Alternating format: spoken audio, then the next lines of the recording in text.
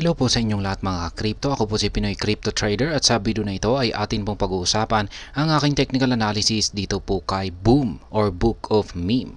Quick update lamang po tayo kaya diretso na po tayo sa aking technical analysis sa kanyang daily chart time frame na ito. At ayan, umpisahan po natin dito sa kanyang nabuong candlestick kahapon na isa pong malaking bullish candlestick. Kaya yon, mukhang nagpapakita na po na makaka-recover na itong si Book of Meme. Yan, kasi yan, mapapansin po din natin na mukhang may lumalabas na or meron na pong kasalukuyang nabubuong QQE bar natin dito na kulay blue. Kaya yan, posibleng isa po itong si Book of Meme sa mga mangunguna sa kanila sa pagbangon ng pagkakabagsak ng buong crypto market. Kaya yan, isa po siya sa mga unang nakaka-recover. Maliban po dyan ay kahapon, dulot po ng nabuong malaking bullish candlestick nito ay na-trigger po yung ating isang sell pending order dito sa minor resistance line. Yan, dating minor resistance line na nasa presyong 0.010 to 37.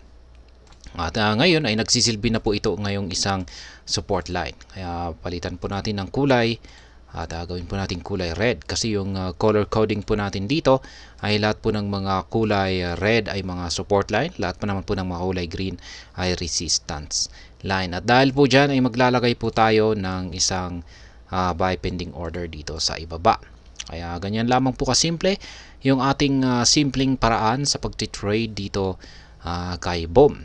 At ayan, yung aking analysis naman dito ay mukhang makaka-recover na itong si Boom kung hindi po siya makakabalik dito sa ilalim ng support line natin na ito, minor support line natin na ito. Ayan, kung magko-consolidate po siya rito ay ayan, masasabi ko pong magpapatuloy siya sa kanyang pag-angat hanggang sa akyatin niya or patamaan niya ang major resistance line natin dito na nasa presyong 0.013255. Kaya yan po ang posibleng mangyari rito. At lalong-lalo na pag nagpatuloy po na ang mga nabubuong QQE bars natin dito ay mga kulay blue na katulad nito.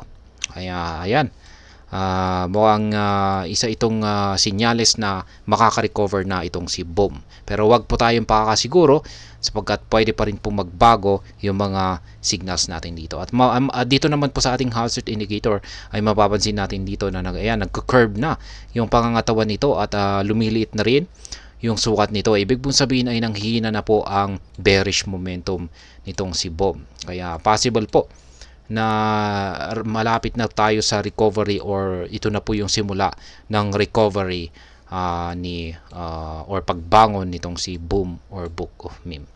Kaya ayan po muli yung aking analysis dito ay basta kung hindi babalik sa ilalim ng support line natin na ito or magagawang pigilan ng support line natin na ito ang pagbagsak ni Boom ay sa tingin ko ay magpapatuloy siya sa kanyang pag-angat sa presyo at patatamaan niya yung sunod na major resistance line natin dito sa itaas. At ayan pong muli yung aking mga live spot trading positions dito po kay Boom. Meron po akong tatlo rito na mga sell pending orders or take profit dito sa itaas. Ayan po yung mga yellow arrow signs at dalawang buy pending orders naman po rito sa ibaba at yan naman po yung dalawang kulay blue na arrow sign dito sa ibaba. Kaya ayan. At maliban po dyan ay meron po kasi tayong pattern dito. Yan, isang ascending channel pattern kung saan ay nagkaroon siya ng breakout dito sa lower portion nito. At dahil po sa breakout nito ay dito po siya bumagsak. At ayan na nga, pinatamaan niya na yung maximum na pinakamababang price target natin base po sa pattern na ito. Ngayon ay pwede na po nating tanggalin yung pattern na ito kasi completed na po siya. At ang gagawin po natin dito ay yan, bubuo po tayo ng isa namang pattern na pwede na po nating tanggalin yung isang ayan, ito yung mas malaking pattern natin dito pero mukhang active pa po yata. Kaya ayan, dito ay yung panibagong pattern natin dito ay yan, kunin po natin dito yan. Yan po yung panibagong pattern natin dito kung saan ay nagkaroon na po siya ng breakout dito. Ayan, nagkaroon kasi siya ng breakout. ayusin lamang po natin dito yan. Ayan, nagkaroon siya ng breakout dito nitong mga June 25. Isa po itong bullish breakout, kaya ayan, nakatulong na rin po yan sa kanyang nararasang pag-angat sa presyo. At dito naman po sa ibaba, ito naman po yung kanyang lower portion. Ayan. Ayan naman po yung kanyang lower portion dito. Ayan. Isang descending triangle pattern. At nagkaroon siya ng breakout sa upper portion nito, kaya umaangat po siya. Yung pinakamataas po na price target naman natin dito ay ayan, lagay natin dito. Ito po.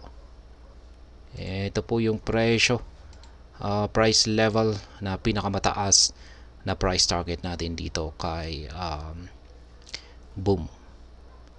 Lagay natin ng price level. Ayan, lagyan natin ng kulay, gamitin po natin ng kulay green. At pwede po tayo maglagay rito ng dagdagan natin ng take profit dito. Ayan, take profit po tayo dyan.